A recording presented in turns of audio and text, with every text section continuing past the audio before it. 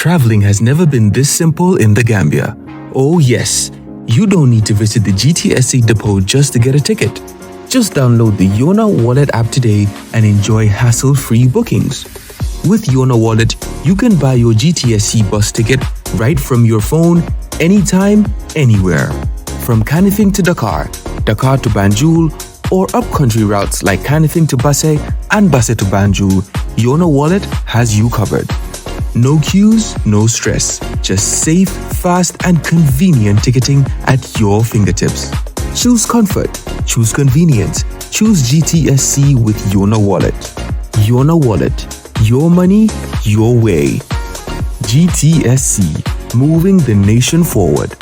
For more information, please call 1124 or 221-1668. Jamano Money Transfer Bureau de Change, your go-to option when it comes to money transfer. With Jamano, you can send money from anywhere in the world to your family and loved ones in the Gambia and be sure the funds will be delivered to them within the shortest time possible. For your convenience, funds sent through Jamano Money Transfer can be picked from all the banks and multiple other financial institutions, including Ajib Bank, Trust Bank, GT Bank, Mega Bank, Basic Bank, Reliance Financial Services, and Approved Services. Visit our head office at Bruceby opposite AfricMed next to Trust Bank Limited or email us at info@jamanomt.com. You can as well call us on 310-3050 or 310-3051 or yet still 733-0688. Our opening hours are 8 a.m. to 8 p.m. Monday to Saturday and 9 a.m. to 4 p.m. on Sunday. Jamano Money Transfer, your most trusted money transfer service where customer satisfaction is paramount. When you think of a simple, fast, and reliable money transfer, think Jamano Money Transfer.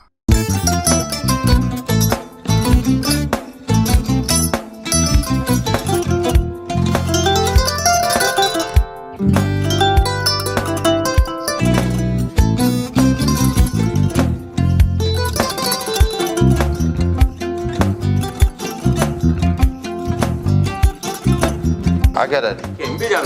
Albaka. Mbaka important. Yo, nga transfer la sto. Ya transfer la. Ha, code nyenje. Okay.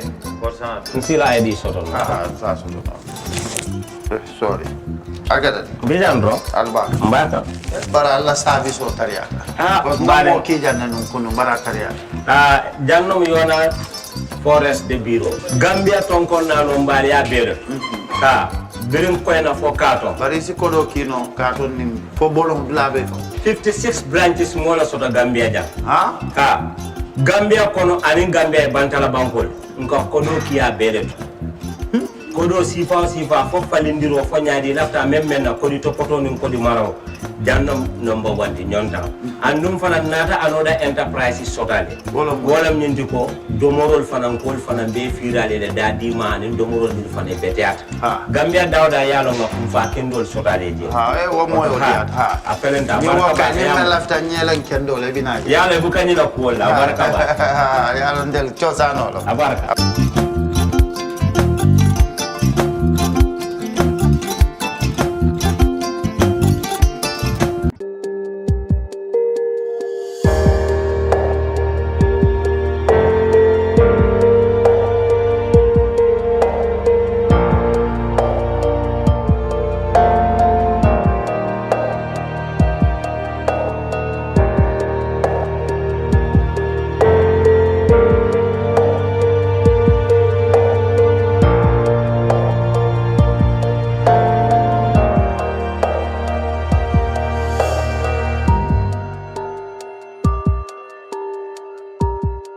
Hello and welcome to the brunch on Karafa Live. I'm Lamin Chan.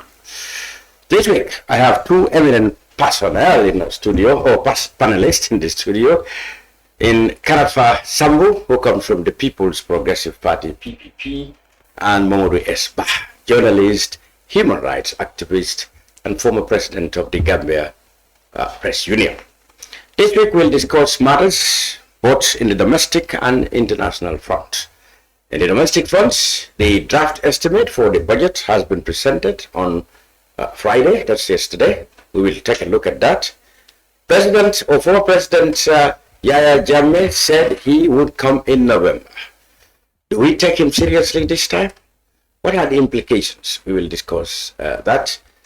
Plus, when we go international, we will discuss elections or controversial elections in Tanzania, Cameroon, and in Senegal. Is the media under attack? All this will be the topics that we'll go through in today's brunch. So, gentlemen, welcome. It's a pleasure having me. Thank you, Mr. Chan. Karafa? Yes, Mr. Cham, thank you once again. I'm happy to be here. And perhaps it wouldn't be fair to go straight into these topics without asking you a little bit about the PPP Yes, sir. as viewpoint on some of the happenings. Anyway, let me ask you, what is the latest activities in your party now? I mean, in the run-up to the elections, what are you going to do? Are you going to run? You said, of course, you're going to compete in all the elections that's coming. Are you going to run?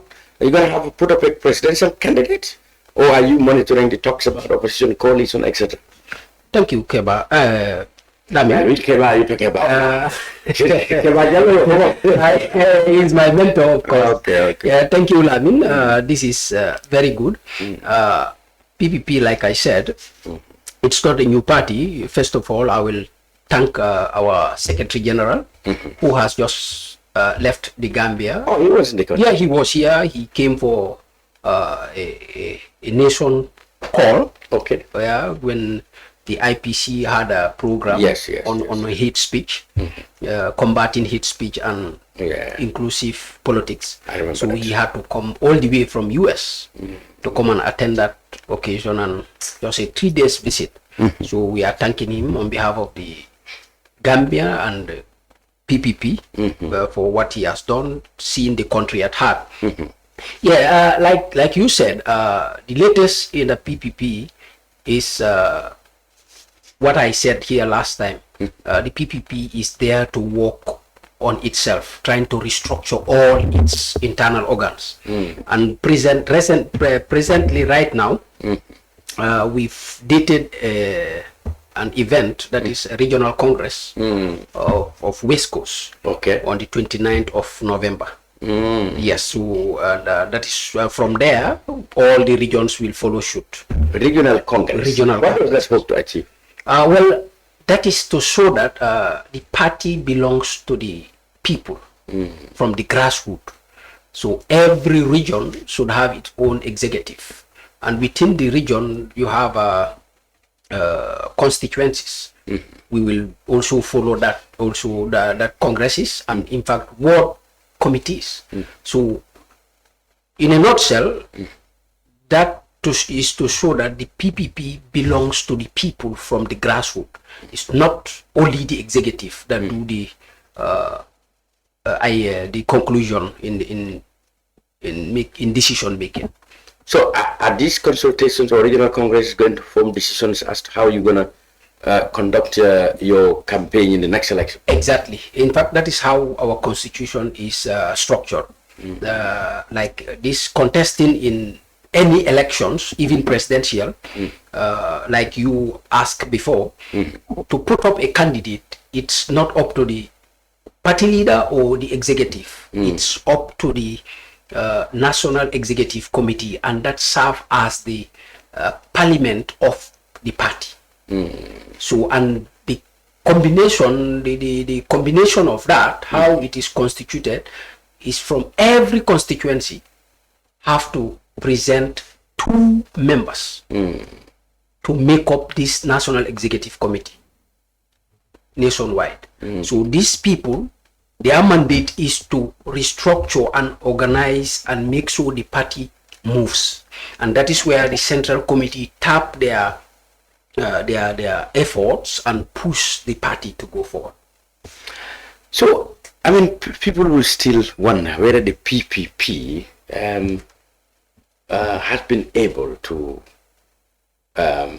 re-establish itself as as a former ruling party. I mean, and of course, the revolutions it might have gone through since the change of the government. People are still wondering whether you have actually put a foot, on the political trend. Where do you think you could point and said that is the base of PPP? Yes, Lamin, the PPP have had a base all over in this country. Yeah, but the seizure of the party has weakened this basis, and it doesn't mean that we cannot revive them. And like I said, at this moment, I'll not be able to tell you this is our base, but with this process that we are trying to follow, the whole nation will know that obviously, and all power in a house still is important in a compound. So, not to preempt this regional congresses and maybe consultations, are you people monitoring the political scene? People think that the opposition is even more divided, and there is now an urgent call for unity. How did you see that in the viewpoint of the PPP? Yes, not in the viewpoint of PPP per se, but I will put it in this way. Obviously, at this moment, the political condition of this country is scary. Yes. For the opposition or for everybody? For everybody. All Gambians, because you meet up with people, they will tell you we don't have any trust in any of the leaders. Wow. So that alone will tell you that... the political leaders? All the political leaders. So that alone will tell you that we need to unite. Including PPP. PPP? Well, I will not excuse PPP because that is what people are assuming. You understand? So people are saying that we don't see people we can trust. We can trust. People are saying. And that goes across the political divide. Obviously. But that doesn't mean that we don't have them. Because looking at it, Barrow's coming to being the president from the blues, and then God brought him in. So there is somebody within us which we are not yet aware of. That is why the whole Gambia need to unite, especially the oppositions. They need to unite and come together and put up a united front. Coalition, yes. Okay, we will talk about other issues. Did you follow the budget yesterday? Or before we go to the budget, what do you make of this since the politics? Former President Jammeh, who overthrew your government, or PPP government, I mean, he's saying he's now ready to come back to the country. Many politicians have reacted. President Barrow reacted, his government reacted, political commentators reacted, his people, his support, his faction of the APRC welcomed it and said, so what is the perspective of PPP on that? Yeah, Lamin, we all know that Gambia is a sovereign nation, and we all have the mandate to make sure that the Gambia is stable as citizens. And I will put it in these two aspects. In Jammeh's aspect, Jammeh has the right to come to the country because he's a citizen. He has the right, all the rights that he is claiming, he has them. Yes. When you come also to the country and the people of the country, they also have the right based on the constitution or based on the law to do the needful. I don't need to go in details, you know what I mean. So if Jammeh claims that he has the right to come to the country, I don't think we just need to stop him from coming. But if he comes also, the government, based on the law, needs to follow the due process to make sure the country is stable, because that is their mandate.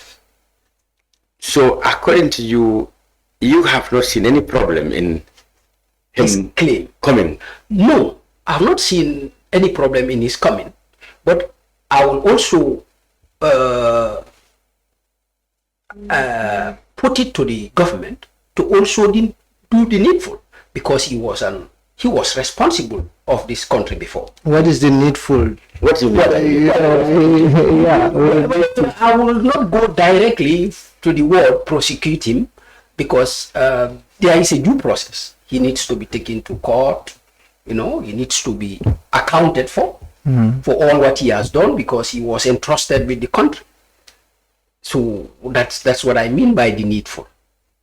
So you don't have any issues with security implications, supposing his threat, he made good of his threats, his words that he definitely wants to be on a plane and come back to Banjul. Yeah, Lamin, when you look at it locally, let's say in a compound, you are the head of the house. You just kick away your son out of the house. He's on the street there. He'll be making noise there. You can't stop him from making that talk. Okay. That I have to come in by force. But that does not mean you have to meet him there and just shut him down and all that. No. He has the right to express what he feels. But if he forces himself in the house, what is going to be your responsibility? That is what I mean. Okay. Yes. I want to comment from there. Yeah, for me, I think this is not the first time Jammeh has been saying he's coming to the Gambia. Yeah. I think last year, a similar, but not specific. He had always been saying, I'm coming to the Gambia, and the rumor has been growing, and even his audios all over. Since even 2 years ago, I could recall, there was a time, the first audio when he said he's coming, and even people were asking me as a journalist, Jammeh is coming, is that true? For me, I'm looking at the possibilities of Jammeh, how Jammeh is going to come to the Gambia rather. One, Jammeh stayed for 9 years in Equatorial Guinea, and one, if you're traveling internationally beyond borders, it's either you have a traveling certificate or a passport. Now, does Jammeh have a valid passport? Yes. Okay. Unless the Equatorial Guinean government gives him naturalization or a passport to come to the Gambia, but without which then he's coming as an Equatorial Guinean. So for me, my concern is how is Jammeh coming to the Gambia? You understand? And also, secondly, also is... Do you believe Yes. that this time round, because that's where most people are saying, that they believe this time round he meant his words? No, for me, I don't. I will not say I believe it. What I will say is, I'm not sure Jammeh will come. For me, not in November. Not in November. I'm not sure he will come because it will be difficult. How the facilitation of his travel here? He need to buy air ticket. He need to work on a lot of things, documentation as well. So which documents is he going to use? Anyway, aside from that, Jammeh has been mentioned in not only the TRRC, but also the Jammeh Commission, highlighted a lot of gross misconduct, which warranted some recommendations against Jammeh, being the main person. And if you look at the 265 recommendations of the TRRC, Jammeh bear the highest. He's the most culpable according to the recommendations. And now looking at the happenings, like for example the Michael Sankoria case, he has been convicted. Usman Sonko in Geneva, Bailou in Germany. Those people are giving some of them 20 years, some of them 60 years, 50 years. And Jammeh being someone who propagated all these human rights violations, the main perpetrator, coming to the Gambia will even make it easy for his issue to be handled. Because now government is even thinking about having the capacity to extradite Jammeh, going through a lot of diplomatic protocols. And Jammeh knows this.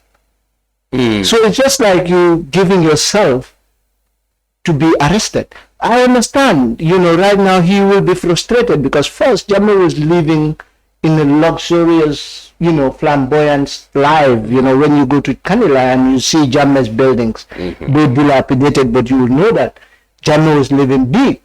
You understand? Yeah. He missed all those things. He also misses, comfortable life. And, as a human being, you are not an island. So if you are frustrated, there will be a time, you will be like, you will not be okay. You understand? I think that is what is affecting Jammeh. I'm sorry to say. But he's so frustrated right now. He wants to come back to his country, but he knows what is also waiting for him. Yes. Looking at the reaction from the government. Yes. And the people, do you think, you were talking about maybe it's as a starting point, does he have documentations and stuff like that?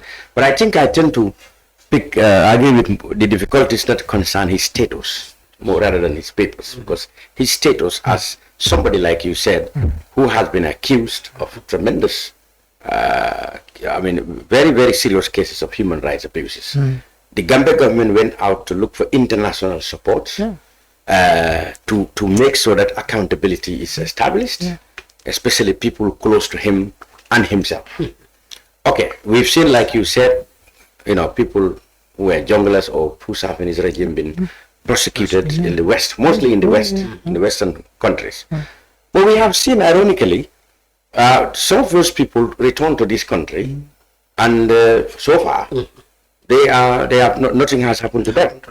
Don't you think that kind of things may have emboldened Jammeh to think that, well, if all these people could go home, even though he's stopped, he's most wanted, if they could go home and nothing has happened to them, perhaps I will now go and be whatever is happening. But the implications, even for the government, is the security implications coming. Yeah. So do you think this government will be even ready to say, well, he could come and we put him on trial? My feeling is that the government will not in the first place allow him to come to the country. Yes. For me, that is even also my concern. But looking at also the Jammeh's issue, it's not only Gambia that is interested on Jammeh. In Jammeh rather. In Jammeh's trial. If you look at the West African migrants, those who were killed, according to Jammeh, and his people, they were mercenaries. Yes. And we've heard when the new president, what is his name, Mahama, came, and then he extended interest in prosecuting, by extension even seeking for justice for these people. Maybe Senegal, their interest on Jammeh has, is not a priority. It may not. You want to observe that during the Macky Sall regime, the priorities may be different. Like if it was Macky, he wouldn't hesitate to go outland, but maybe this time it may be, definitely, because these are different regimes and with different priorities. But for example, Ghana, I believe they will be very much interested, and even in the US. So for me, the problem, like Jammeh coming, I know his popularity has been tested. He is still popular. Well, at least among supporters and stuff.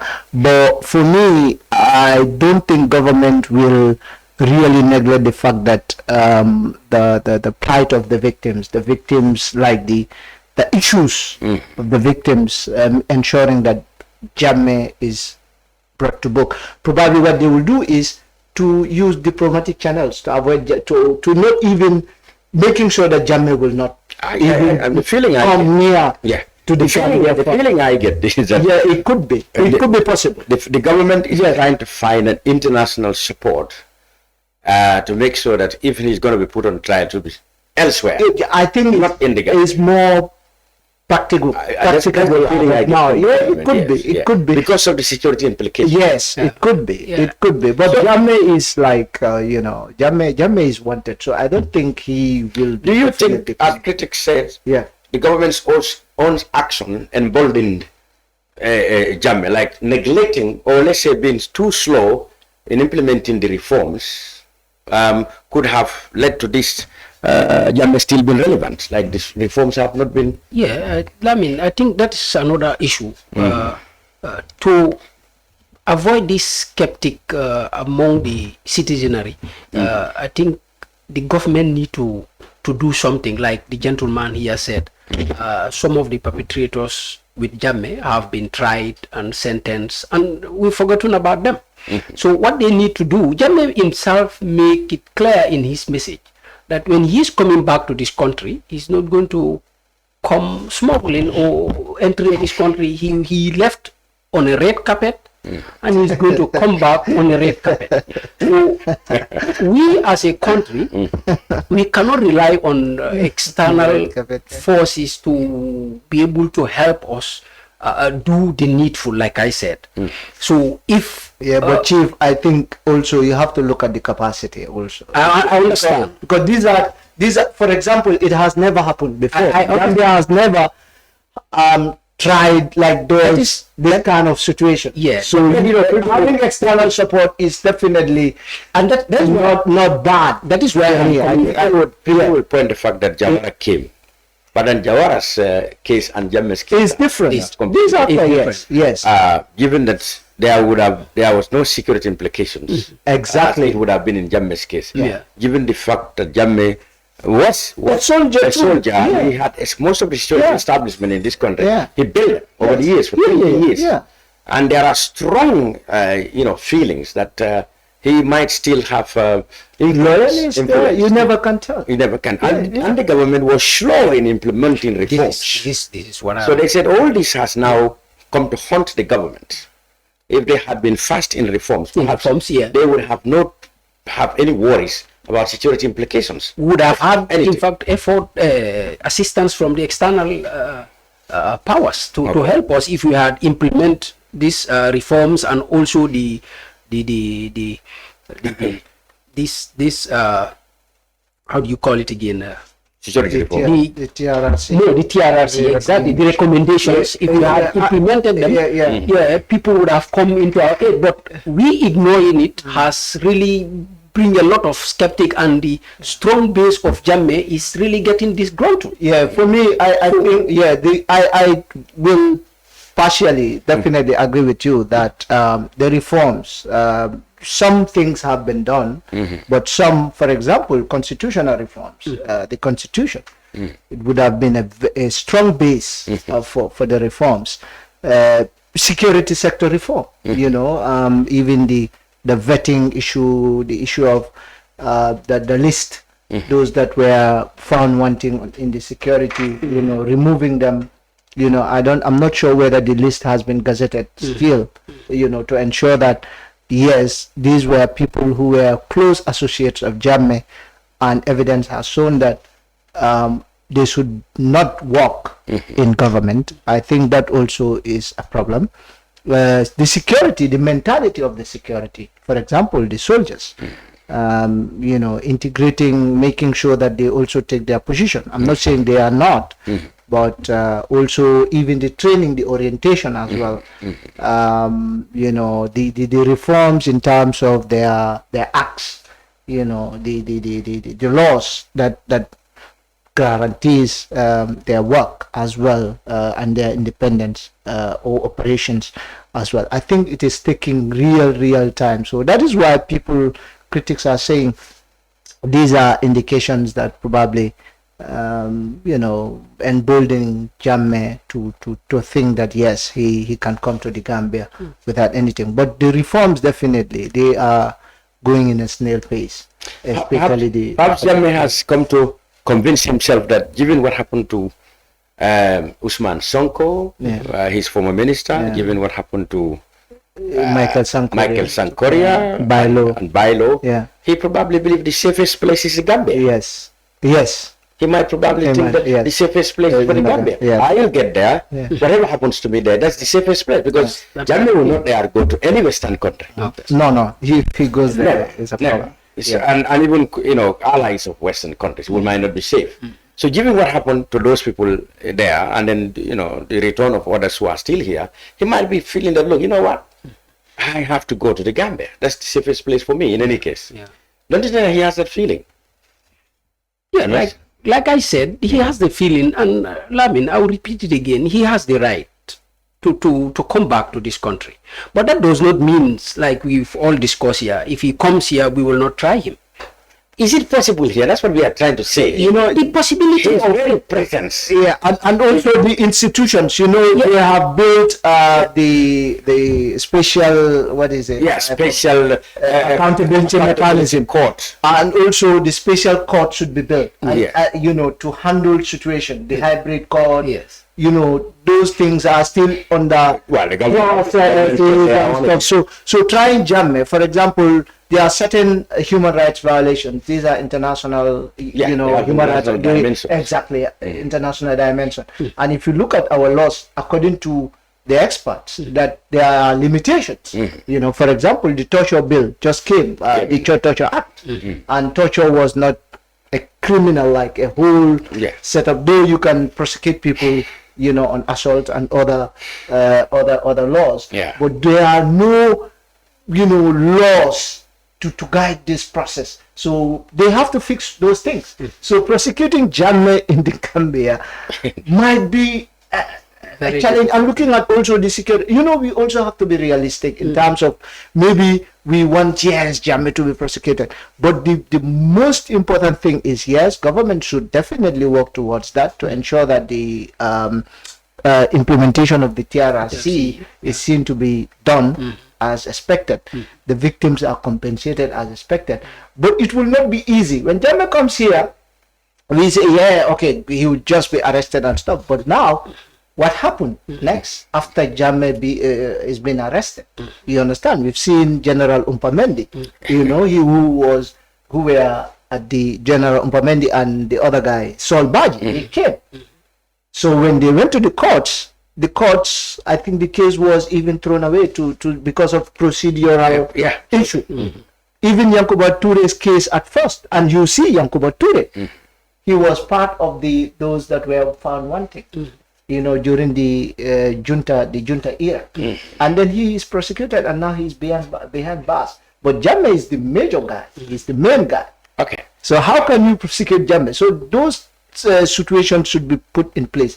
The wisest thing I think what we discussed, or I believe, is the government to ensure that, to use all diplomatic means to ensure that Jammeh is not even. We recently saw the near Gambia delegation at the ECOWAS, you know, meeting the ECOWAS Commission President, Gambian delegation. Yeah. Was it? Is it? Can one assume that they went there to, catch up or speed up, you know, the request for ECOWAS courts to handle these things? Yeah, I have no idea about that, but there was a rumor saying that the ECOWAS court have once said that they've not seen or they've not have enough evidence. No, it was MPs. Oh, it was the MP. It was MPs who said that they believe ECOWAS should not be involved, but that has changed now. Okay. That has changed. I think they are going to work together. Yes. It's the manner in which, like the pace, Yeah. whether it is going fast as expected or slow as expected. Okay. That is the case. But I think discussions are on the way. There are people who are interested to support as well. But whether it is going as expected, that should be the case. I think, Mr. Cham, the government, what I will conclude, the government need to do something to avoid this prolonging skeptic on the minds of the people about Jammeh. They need to take a definitive decision. Yes. If not, but they say he will be arrested. Well, he should come. But actually, what I'm saying, if they are comfortable in him, politics of this country will not make any difference, because still, Jammeh supporters are still expecting that he is going to come and rule this country. So, I mean, if things are not done in the right way, based on the law, still we will be having this kind of no, but definitely, you ruling the country is another thing. Anyway, well, as he said that we didn't talk about the other side, the people who believe that he's coming, and they are. You could see on Facebook, they're trying to look for Asobis and stuff like that. So that is why people are wondering whether he's definitely meant what he said, or this is just another bluff. What do you make of the the people who support him as compared to the general population who seem to be a little bit worried about his coming? Well, if I would put myself in The their shoes, enthusiasm there, as we saw in Kanilai Yes. already, is that he definitely will come this time. if I have to put myself in their shoe, seeing the way I feel about the country going, obviously I will fall in their belief that Jammeh will come and take over this country. So, but looking at it practically, it's not going to be easy. Yes. So, and they really need to be sensitized and aware to take a different format towards this approach so that things will go well. You see, unlike the past when the APRC were together, I mean, they were vocal, very vocal. The entire APRC were very vocal that he has a right to come. But interestingly now, I see some of the APRC people in Fabakar's Tombong side are not very keen on that kind of advocacy now. What do you think has changed? It's because of the fact that they fell out with him? Yes? Yeah, I think Jammeh himself was the one who confused his people because he will just sit and then send people out of the party. No, well, that is before the break, the major break. Not after the breaking. You know, even before he was saying, "Oh, you have." No, I've heard audios before that. So the breakaway, for me, I believe, they would have been stronger. But now these people have aligned themselves. Yeah. Do you think that will continue? I have heard both sides here. The other side said the only condition for reunification is for the Fabakar side to stop aligning with yeah, but we've seen those that were saying it. The guy who went to NPP recently. Yeah, he was a strong supporter. No, not Amikole. The guy, the other one, was he the interim party leader? Oh, Mr. Sambou? Yes. Mr. He has not been very. He was he was very withdrawn. Yeah, he was. He even vied. The last time he contested. I think the for the mayoral under the I think the biggest we say defectors might be MP Amikoli and perhaps that other one did not defect, but he actually broke away to be on his own, the Bakari Baji. Yeah. So two MPs from the Janto faction themselves have become rebellious. Yeah. So I don't think they can do much. They can do much. These people are in higher positions. Like for example, Fabakari, it's in Rambo. They are all in higher positions. So I don't think they are now supporting that route, saying Jammeh will come or whatever. I've not heard from them. No, they will not comment on that. Yes, they will not comment on that. So I think now they have a smaller number. Yes, and they could not. They may not do much. So even within his APRC, only his people from his faction are definitely more keen on him coming. Even the other part are no longer interested. Yeah, no, they are not. They are not. Bakso and the others will not be interested in that. Of course, they are not commenting now. Yes. So that's the case. So Jammeh is his position is even more lonely. Yeah, it is. Okay. The PPP, Mr. Sambou. Yes, sir. When we got now to the budget. I remember when I was young, budget speech days always been exciting days in the Gambia. People want to know, especially there's an area called allocations. People watch out whether there'll be salary increments and revenue proposals they call it, whether there'll be salary increments and etc. etc. Nowadays, I don't know. Is it because of times have changed? People are more familiar with budgetary matters, so it's no longer that exciting. But you followed the budget. You followed what the minister presented, the draft that is waiting now for approval from the cabinet, from the parliament. What's your impression of this budget now? Thank you, Mr. Cham. I believe the budget, the draft budget that is presented by the minister, I didn't follow it keenly, but I believe it aims to combat the challenges, the socio-economic challenges, and also promote the economic stability of the country. And here, the issue of this draft, when you said during those time, people sit on the TV to listen. That wasn't TV. That was radios. Thank you. To listen keenly on the allocations, and then when such budgets are allocated to those specific areas, it comes to play.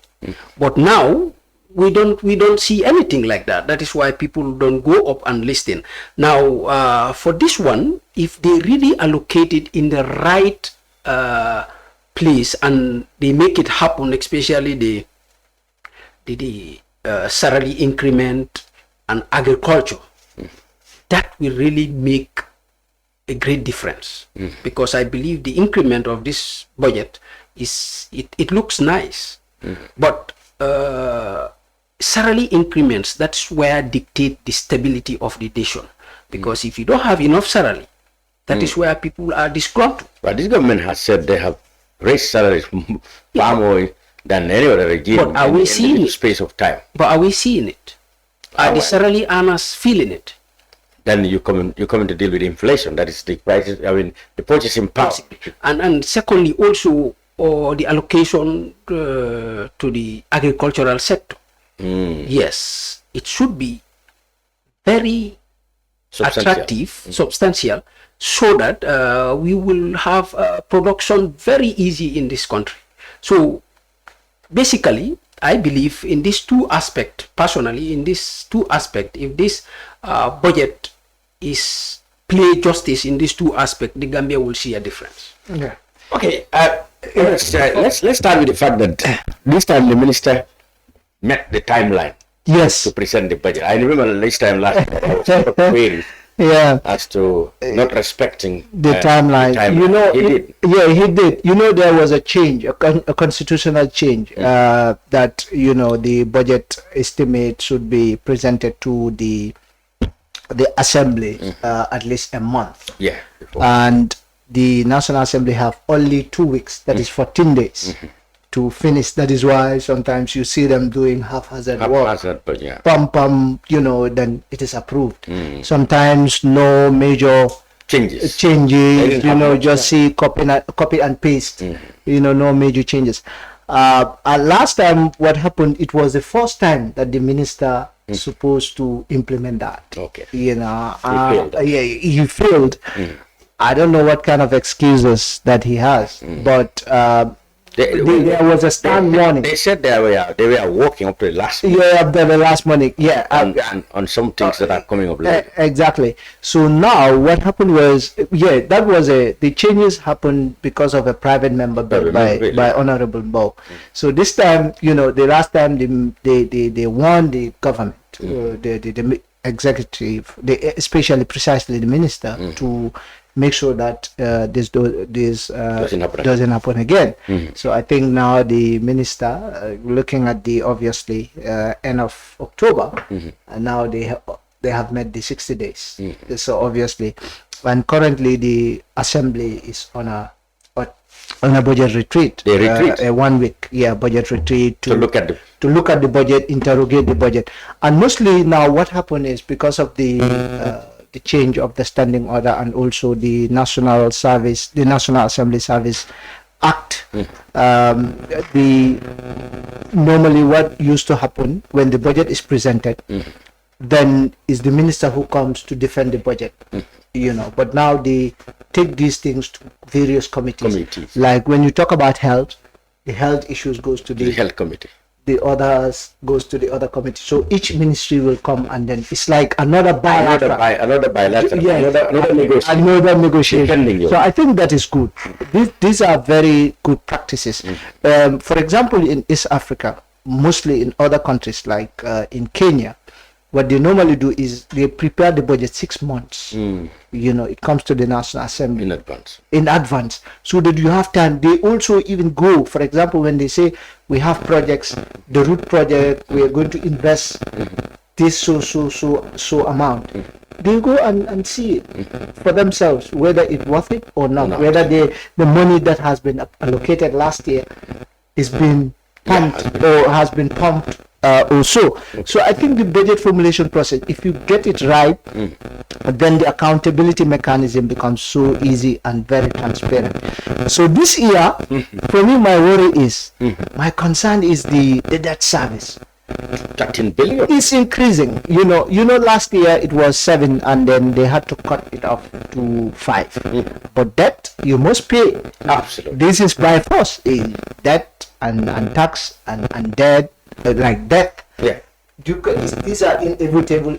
So It's inevitable. Yeah, 30 billion. It's almost 30% of the budget. Yeah, and it is more than the education, the education, agriculture. Let's say education is 5.9 billion. That is the basic education.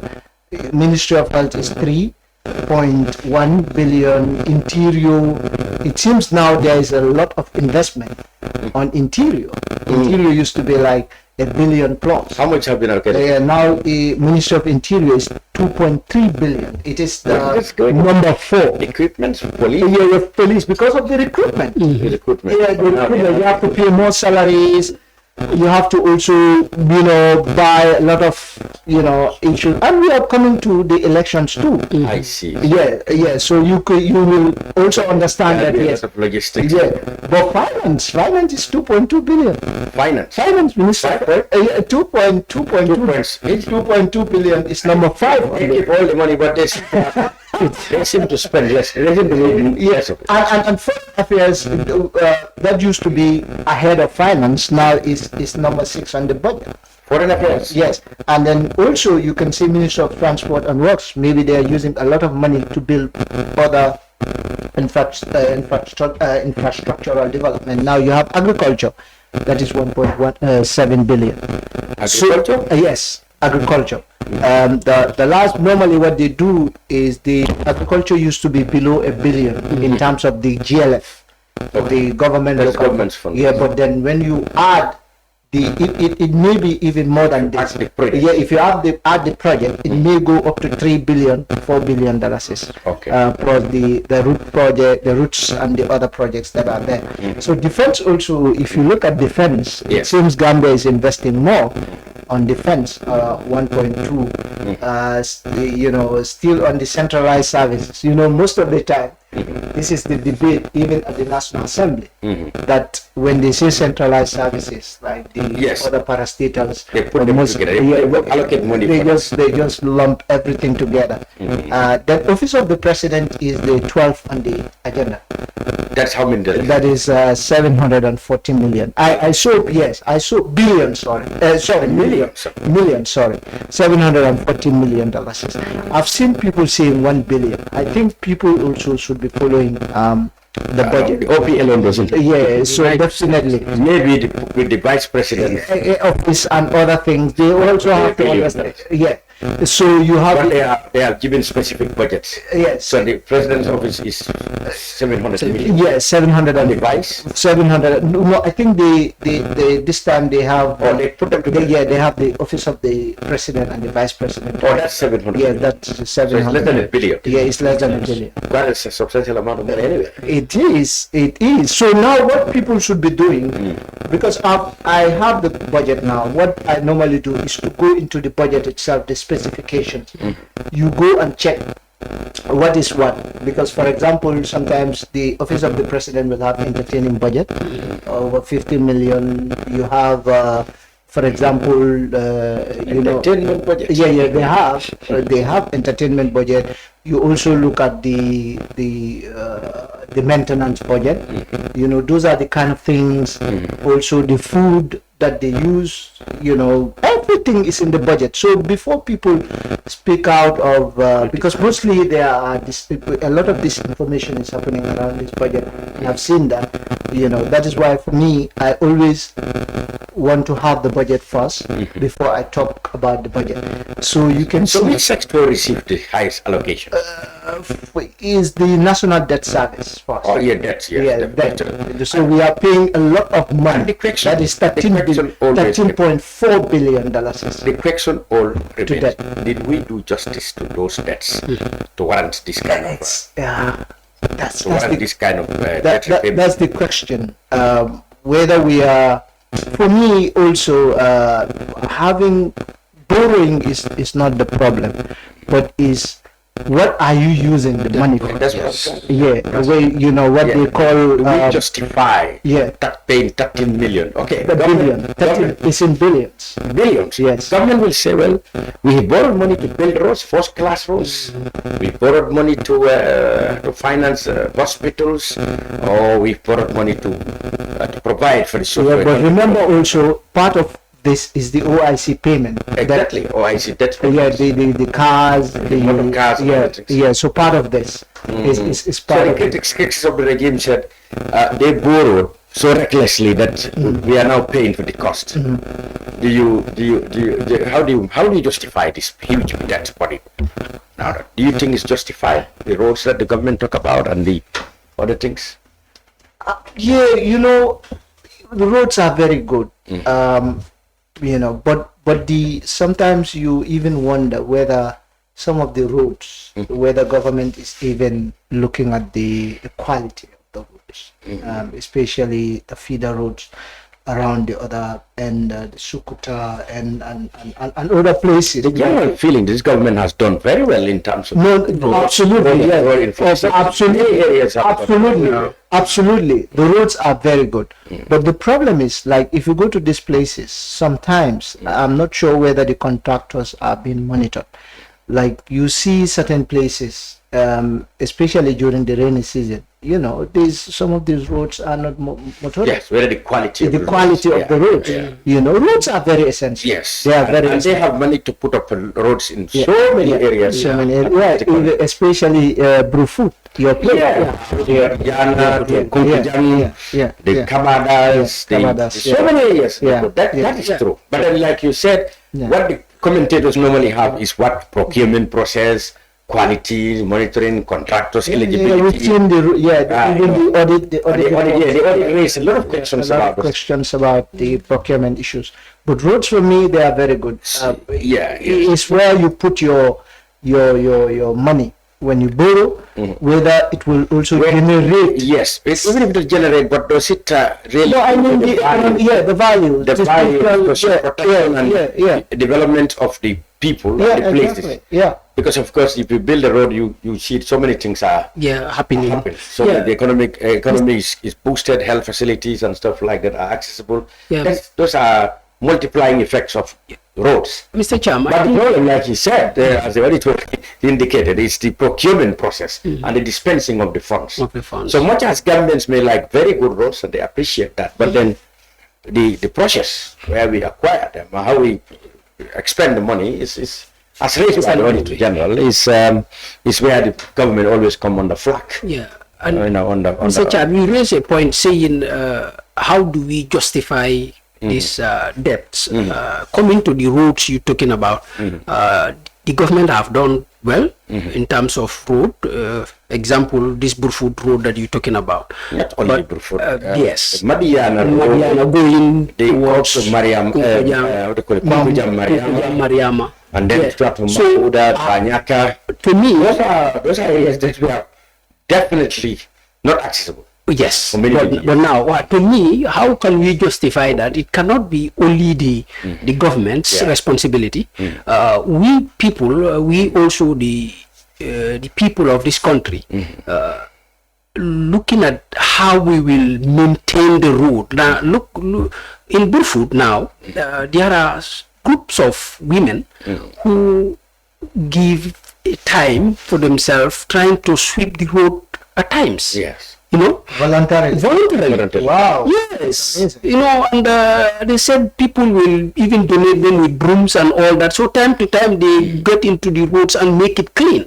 So that alone will help the company to follow up, to look at what happened but when we leave them very dirty like that, because looking at some of the slabs, they don't have enough cement. Whenever a car stood, it collapsed. Yes. So that alone, the people should hold that, take it upon themselves and be reporting to the NRA and tell them that, look, there is something, they will respond immediately. So that responsibility also will help the government to be accountable. Yeah. So the roads, there are specifications, design and maintenance. Yes. I read that's the headache now. Yes, obviously. I understand. So especially before, when you take a look at the slabs, sometimes you see some of the slab being collapsed. Yeah. And they're yet to be completed. Obvious, so to speak. you see. Okay. Any other sector that caught your eye? Yeah, if you look at the IEC. Yes. Yes. Because of the, they have been scolded for. If you look at the elections, because now we are going into election. How much did they give them? They gave them $600 million. $600 million. Yes, dollars. Are you sure? Can you check that figure correct? Let me check a quick one. Let me just. I hope they're not going to put this into their personal accounts now. This time round, as the auditors queried last time. The Independent Electoral Commission. Because it must be said that they said they did that because it was urgent and they need to do emergency expenditure. For me, yeah, 640 million. Yeah, 640 million for elections. You know, normally they are giving 300 million. You know, thereabout.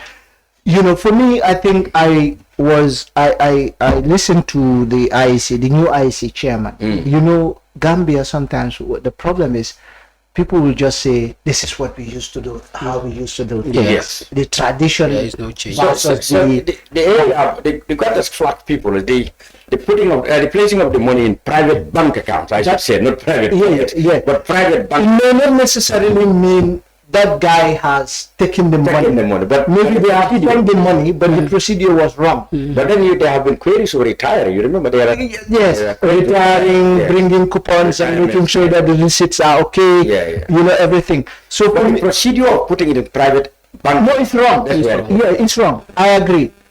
For me, IEC need to be reformed. Are you monitoring their latest quarrel with FPAC? That is the registration fees. They did not put that in. For them, their justification is that it's a constitutional provision that they don't. Their expenditures exactly. They are independent. Yes, that's true. That's guaranteed. Yeah, that's guaranteed. Yeah. FPAC was trying to say, well, you know, whether that's guaranteed or not, government money goes to consolidated. Yes. For me, I think they should. They should put it. I believe, yes, they should. It's because of the tradition. I heard Joe saying that one of the reforms, I'm hoping that the new chair will do that. You know, one of the reforms that they should do is to ensure that they follow best practices in terms of financial management and accountability. You know, they have to make sure that all the things that have been flagged in the audit report should be checked and, you know, going further to avoid that. And secondly, also the way I communicate, I think now they are coming in terms of involving the stakeholders. So it's important that because IEC, this is the Independent Electoral Commission. We've seen in Burkina Faso, the guy just woke up and say, this is just a waste of taxpayers' money. Let's just, you know, use the government institute. Exactly. Like it used to be on the Jawaras. Exactly. For me, which I definitely am not subscribed to that. I'm subscribed to once it can be fair. Exactly. Because the election was on the PPP. But the Ministry of Local Government. I mean, the process was a lot more fair than I could see under the Independent Electoral Commission. Like, for example, I could see that I was party agent for DOI in the 1980s and 90s. Of course, the law was changed, definitely, by Jammeh. The registration officer has the power to interview a claimant and satisfy that this guy is a Gambian or not. This person claimant is a Gambian or not. And he has the powers to deny. But they've changed.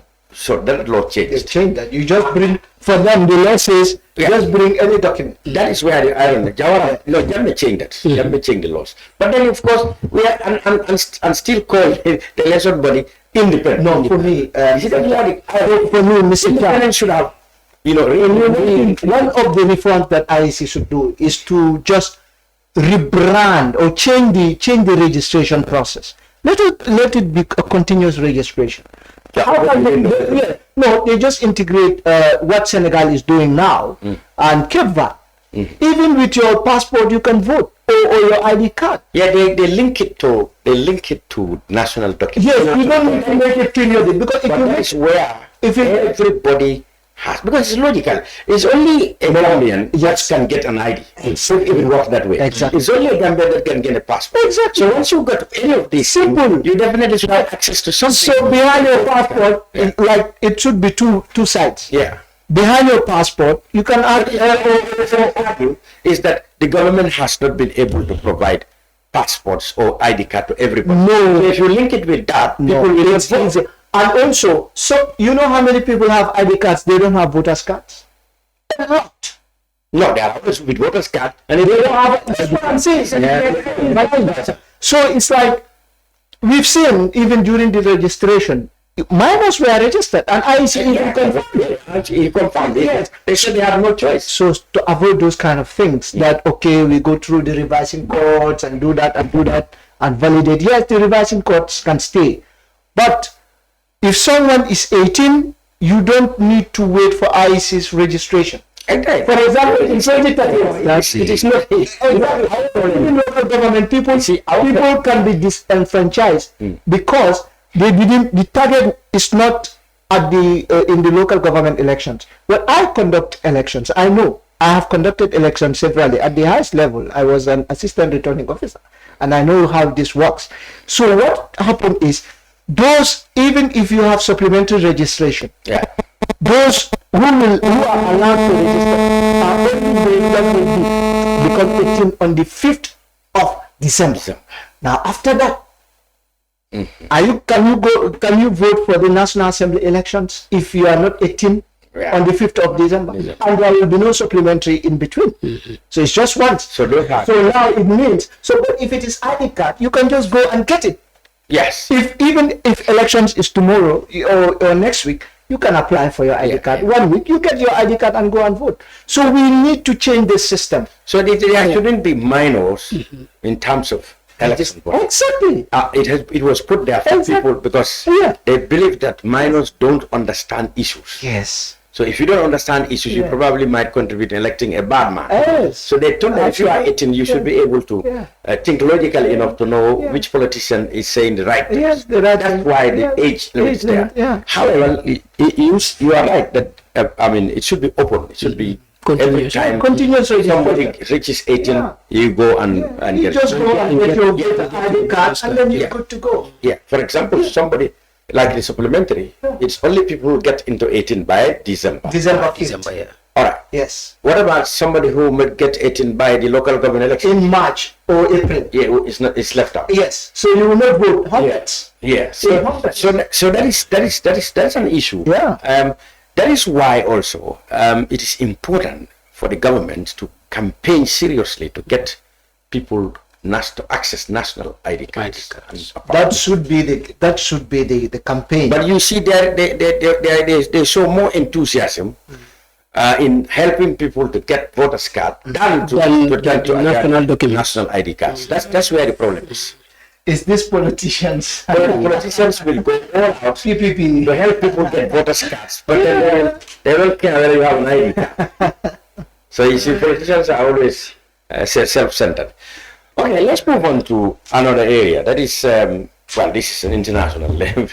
We're talking about elections in Tanzania, in Cameroon, and these are related because we'll come. Elections are coming in the next 12 months or so. In Tanzania, a very serious case. 500 people said to have been killed. Now it's 700 in clashes between the security forces and protesters who are protesting that some of the top opposition candidates have been barred from contesting, and the president has got 97% of the votes that are cast. How does this say of African elections? Have we really improved? Or first of all, the Tanzanian issue it started with blocking opponents from contesting. What do you make of this? I think if I go on that Tanzania of a thing, I will relate it back to what IEC is doing. They had a rat race training with the race training. It was held on a Sunday. Yeah, so which is which is abnormal. So some of us was for who? For political parties and other stakeholders. Yes. On election signals on election violence. So they call it signals on election violence. Yes. So, which and I think it was held on the 1st of is it Peace Day they call it? Okay. Yes. Yes. Commemoration of that World Peace Day. Why did you think you were hastily done? Were in there much consultation? No, I was calling it on. Maybe it was the day they didn't want to sift that day, and the day fell on a Sunday, and that is why I am describing it in that manner, because some of us have it's not the official name. You are the one. Yes, I gave it that way because some of us had to go to church. From church we rushed. Okay. Yes. Oh, yeah. So that is to tell you that in every election there are signals of violence. If you are not conflict drivers, exactly. So if you are not smart enough, or a country or other stakeholders are not smart enough to detect them, we will end up like this Tanzania that we're talking about. So we need to be very, very careful. We don't need to just analyze about Tanzania, forgetting about ours right now. We are relating to this. Yeah, we are exactly ours right now. What we need to do here is we need to try to help and detect these conflict drivers that will prevent us in such things, especially between the. What did the IC highlight on that date with conflict drivers? Yeah, well, they highlighted a lot of these drivers, especially within the security sector and one if we are behind it. But I even wanted to say one. Exactly. Yeah. One if we are behind it, and one did a lot of work on this, and they've highlighted a lot, and they showed it to us. Now it is the responsibility of us, the politicians, and the other stakeholders, to go in the media like this to talk about these issues, and make sure we do the right thing when the time reaches. Because if not, the trend of this, according to you, Adi. Yeah, I will. I know. You know, for me, I also I can say I'm a peace advocate. Yeah, I know. I've been working with ONEP, and I know what they're doing. I even wanted to ask whether ONEP was there. yeah, it was there. ONEP, they always share the early warning. They call it early warning report. Yes. For me, I think mostly sometimes we are driven by our emotions, especially us, like the individuals, politicians. You know, there are conflict drivers, and they have been flagging these conflict drivers, and mostly, you know, according to reports, even the National Human Rights Report on hate speech, one of the conflict drivers is hate speech. Hate speech. Yes, a politician will stand and then castigate others. Though people will use it as political tantrum or political banter, but sometimes we don't realize that we are making more harm than good. And the Human Rights Commission said politicians. They are the major, They are top. They are the top notch. Top. So now what you do is these are the drivers are one hate speech, including tribalism. You know, character assassination, trying to frame people, insults. Yeah. Exactly. Secondly is political intolerance. Now, if you tell me those that are in another party, those are not Bankudin Kendo. You understand? They are not Nekunyuba. They are not patriotic. Exactly, and you are peddling that. You know, meaning then you are not accepting the multi-party democracy promoted by the Constitution or highlighted by the Constitution. You know, and also there is another issue in terms of hate speech, which is very diverse. One of which is you know, intra and interreligious problems, you know, that we are seeing, that we are seeing occurring as well. So the most complex, and also media is found wanting, because media, we don't propagate, but we allow it. Or amplify. We amplify it. Like, for example, when you are on a live, program, and for example, a politician is talking about someone, and you are eager to focus to even capture it. When someone is castigating someone and say, oh, Nunul Mankel Lansarolti, they are there, don't vote for this kind of a political whatever. The media capture it and share. And sometimes life you are helpless. But the mission you can do, the situation you can do is to flag it, to say, oh, be mindful. As a media, you can say, be mindful, these words are hate speech. So that you are... Or perhaps warn the people. You flag it and warn the people to say, oh, this is hate speech. You I think the fundamental is the people is coming from. The politicians. I will differ much about that area. It is true. It is the politician. Why? No, I agree. It's research. The reason why they said is the politician, and the research shows that it is higher concentrated with the politician. It's because of the platform at that position, because a politician is given a platform where everybody listens. But hate speech is really discussed in bantabas, in places. No, but politicians, that's what I'm saying. The phenomenon and the trend in which they speak it is based on occasions.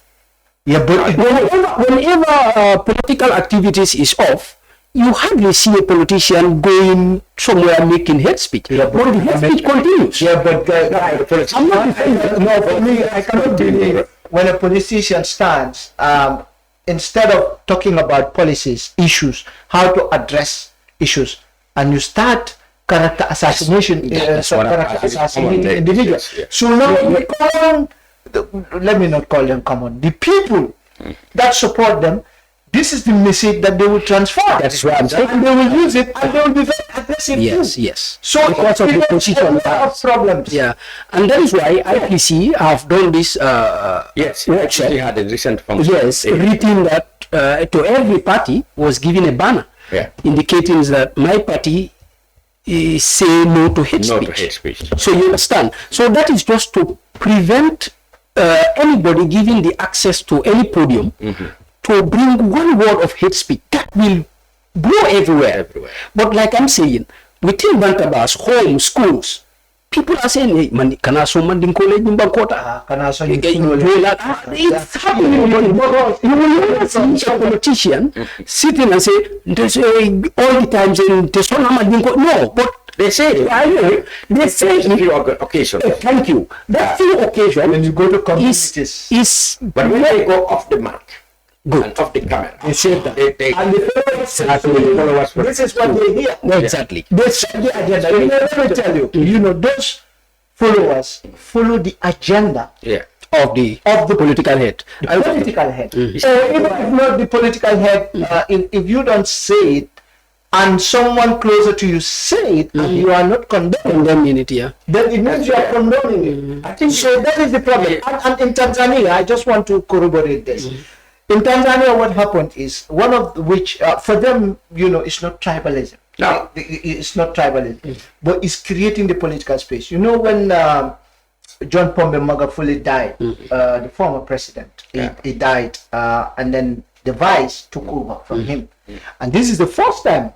After that, yes, he's testing. And then when she was coming, everybody was hopeful.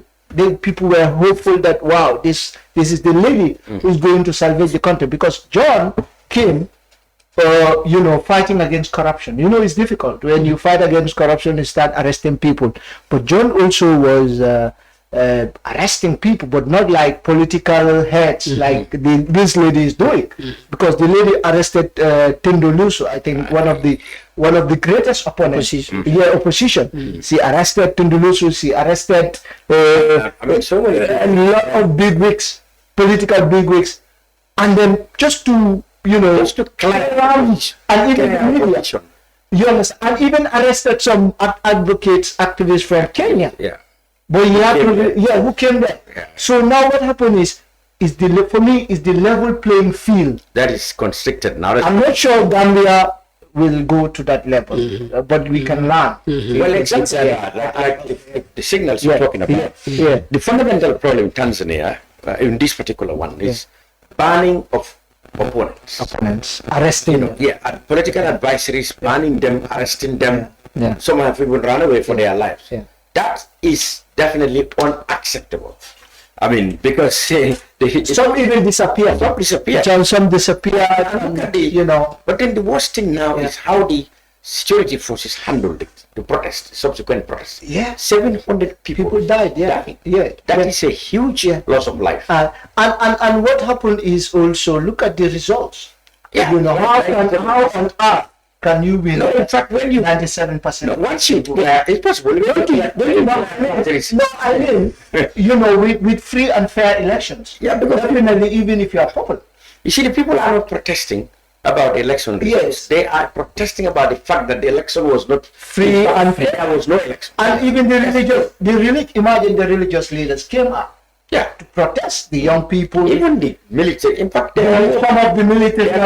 They employed mercenaries from Uganda to come and kill the protesters. So the military, some of the military people came out to they said they are not going to do anything. They are not going to take part to shoot or to kill or to arrest. So elections. So now the country is in limbo. It absolutely. People are burning places, tires all over, threatening others.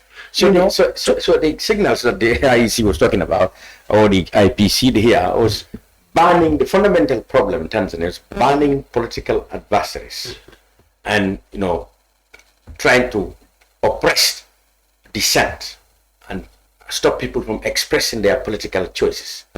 That's what Tanzania is suffering from, and this is very rare. The party that's been in power since Julius Nyerere is the same party that's in power. But the ideology has changed. Yes. Often they always enjoy popularity among the people. But like you said, the various leaders have got their own identity. It has changed. Yes. So the Chama Pinduzi, which is the party, is now really running out of so many people's respect. I mean, losing a lot of respect because of the dictatorial tendencies that's shown, especially in this particular. And also I want to comment on the African Union's position. Yes. Mostly what happened is African Union. I've seen they issued a press release yesterday congratulating Paul Biya in his election and also condemning the post-electoral violence and calling the political elites to address this situation. For me, when you see conflict drivers coming, African Union, they are always reactive to issues. These things would have been averted, and even things like what is happening in Tanzania. The African Union would have averted those. Why are you banning political? Exactly. The real accepted. In the first instance, but now you waited until the election is done, and then now you're coming back to say no, you shouldn't have done this, and the damage has already been done. So for me, the African Union should be more proactive. The African Commission has they've had their session, the 85th ordinary session, which is commendable. But mostly is the resolution, and now it is binding, but now the implementation is the problem. Like you said, the African Union Commission should have taken a more. For example, you could say like ECOWAS did here in 2016. We did not think there will be free and fair elections. We are not coming to observe. Yes. So that was that look, you know what? Select delegations and said, look, for them to be released. As long as you arrest opponents, ban them from contesting, you are not providing a leveling field, and because of that, we are not observing. Yes, we are not part of it. So the credibility of the elections will be. That will change the authorities. To say, look, we have to allow everybody to compete. But that's Tanzania. In Cameroon, you mentioned it in passing. In Cameroon, it is entrenchment of power that has gone so beyond comprehension. Entrenchment, self-entrenchment in power. Paul Biya in power since 1980. Because that was when Amadou Ahidjo, left. He's still in power, 92 years or 93. And he's cannot even stand properly. He's just been. He cannot. It's just been. to win. He's an old person, yeah. And anyway, What does that say? Because you can't say, I've seen people protesting all over in Cameroon. You can't say it's boiled down to popularity. I wonder what kind of generation now Yes. would really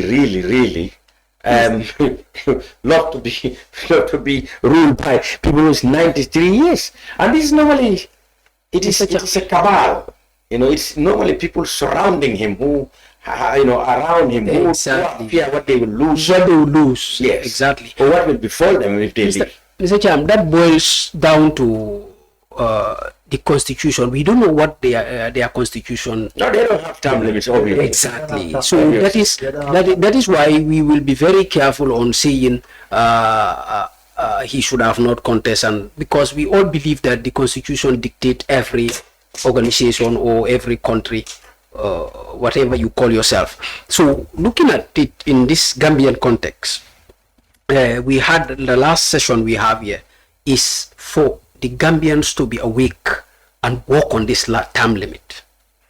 And when we have that term limit, honestly, people like these election observers can hold on that and say that therefore we are not coming to observe because your term is finished. So even before, even without term limits, I mean, election process, the process, fairness and level, playing field, levelness of the playing field, all these are captured, concerns to international observers, election observers. Yeah. Whereas you have a term. No, you mentioned something. No term limit. For Paul Biya, you mentioned something. I don't think him alone can have that strength to keep himself into power. He has a team. Yeah. So I am bringing that term limit to say that if that term limit was there, that team would have a weaker. It couldn't have been there because the same regime since 1980. And they were not interested in that. So that's why the population are helpless. Once it's entrenched, they make sure that it's glorified and rejuvenated every day. There are MPs with his party who were not born when he was in power. But then it continued. They make sure it continued. Let's end up with Senegal. In the past, Mr. President, it does seem to be what people say an attack on press freedom. We have heard about the government wanting or releasing, wanting a media magnet. How do you call this? Mambajal.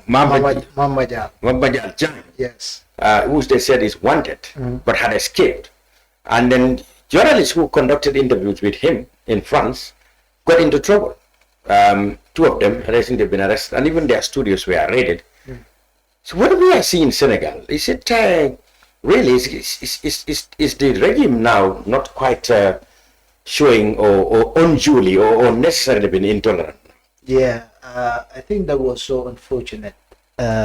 Looking at Senegal being a democracy, and this were exactly what this government, when they were in opposition, this is exactly what they were talking about. Because I read a report during Macky Sall's time, over more than 240 something advocates and journalists were arrested. Yeah, we saw it. So now, nearly 1,000.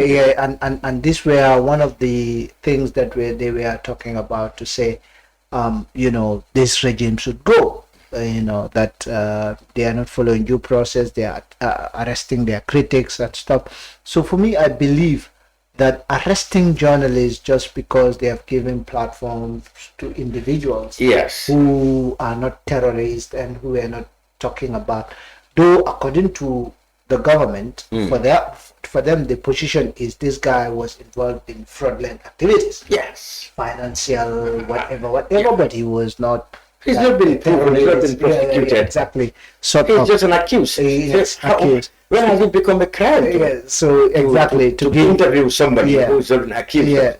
So for me, I think it's important also to. It would even help the government for people to judge whether this guy is telling the truth or not. Yes. Yeah. So if you allow people to discuss if they are not saying things that are of national security or national concern, they're just expressing their opinion, trying to show that they are not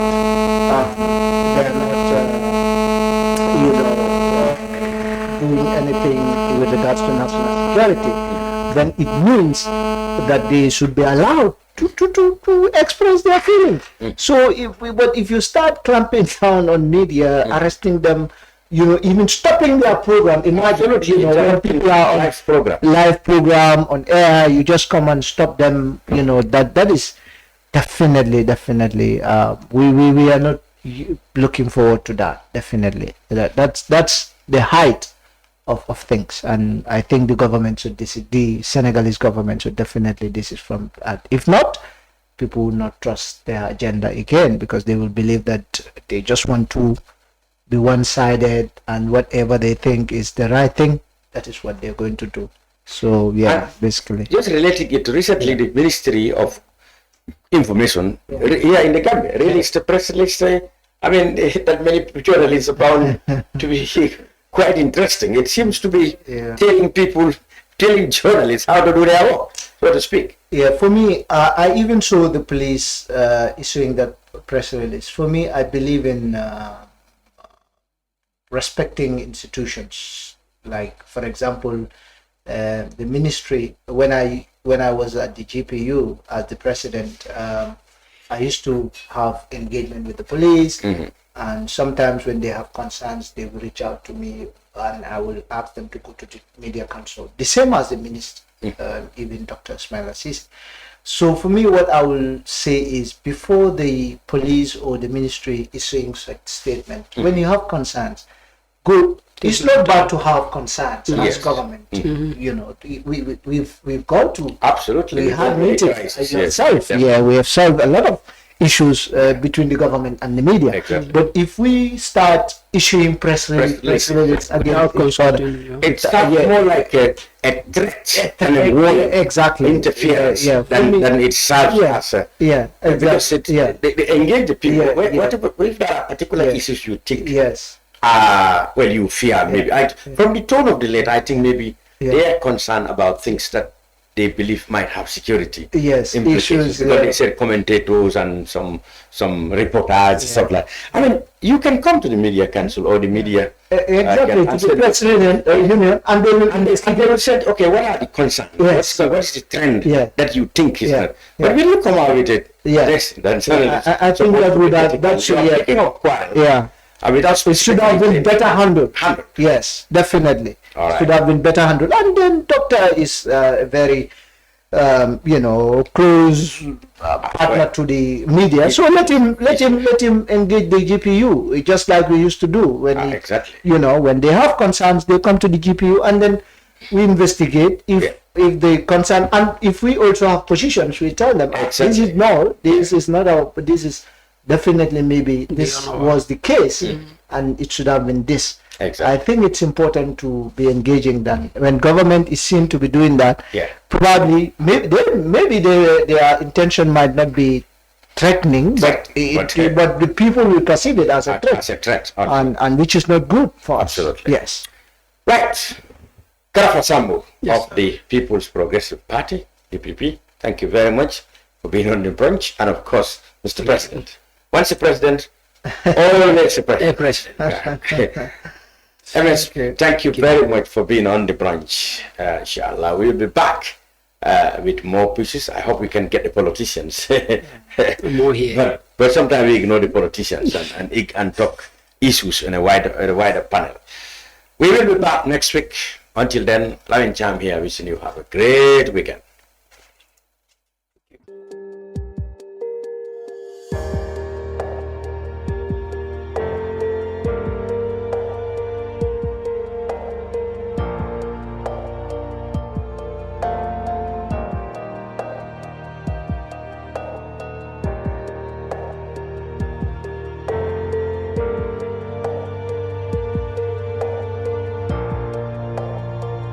Traveling has never been this simple in the Gambia. Oh yes, you don't need to visit the GTSA depot just to get a ticket. Just download the Yona Wallet app today and enjoy hassle-free bookings. With Yona Wallet, you can buy your GTSC bus ticket right from your phone, anytime, anywhere. From Kanifing to Dakar, Dakar to Banjul, or up-country routes like Kanifing to Basse and Basse to Banjul, Yona Wallet has you covered. No queues, no stress. Just safe, fast, and convenient ticketing at your fingertips. Choose comfort. Choose convenience. Choose GTSC with Yona Wallet. Yona Wallet. Your money, your way. GTSC. Moving the nation forward. For more information, please call 1124 or 221-1668. Jamano Money Transfer Bureau de Change, your go-to option when it comes to money transfer. With Jamano, you can send money from anywhere in the world to your family and loved ones in the Gambia and be sure the funds will be delivered to them within the shortest time possible. For your convenience, funds sent through Jamano Money Transfer can be picked from all the banks and multiple other financial institutions, including Ajib Bank, Trust Bank, GT Bank, Mega Bank, Basic Bank, Reliance Financial Services, and Approved Services. Visit our head office at Bruceby opposite AfricMed next to Trust Bank Limited or email us at info@jamanomt.com. You can as well call us on 310-3050 or 310-3051 or yet still 733-0688. Our opening hours are 8 a.m. to 8 p.m. Monday to Saturday and 9 a.m. to 4 p.m. on Sunday. Jamano Money Transfer, your most trusted money transfer service where customer satisfaction is paramount. When you think of a simple, fast, and reliable money transfer, think Jamano Money Transfer.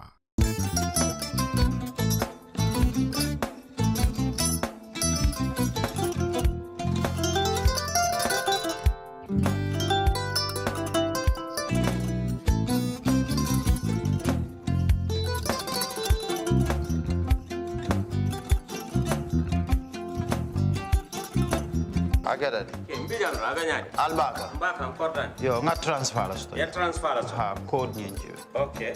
What's Nsila ID soto. That's sorry. I get it. Mbijan bro. Albaka. Mbaka. Bara alla service o tariaka. Mbare. Mo ki janna nun kunu bara tariaka. Jannom yona forest de bureau. Gambia tonkon na no mbali ya bere.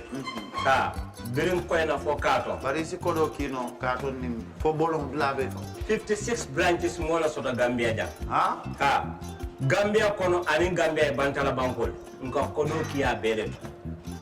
Kodo sifa fo falindiro fo nyaadi lafta memmen na kodi to poto nin kodi maraw. Jannom number 1 di nyonta. Andum fana nata anoda enterprise sotale. Wolam nyindi ko domorol fana kol fana be firale de dadi man domorol dil fana beteat. Gambia dawda yalo ngam fa kendol sotale je. Wo moyo diat. Apelen da barka ni ma lafta nyelen kendol e binaji. Yalo bu kanyi la ko la barka ba. Yalo ndel chosano lo. Barka.